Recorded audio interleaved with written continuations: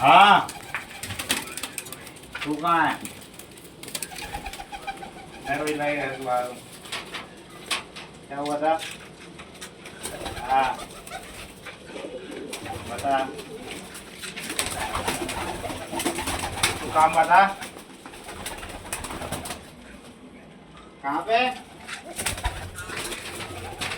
तू ही चले जाएगा जब आ गया तो मेरे घर तक। एक तो टाइम लगेगा मुझे भाई,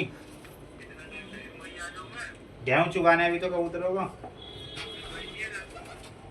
वो वहाँ गए ना मैच में, तो पता है ना, तो पता है ना उनके अंदर बहुत बड़ा बाल है।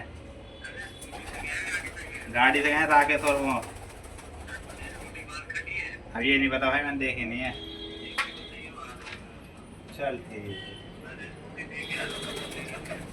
है, ठीक है ठीक है।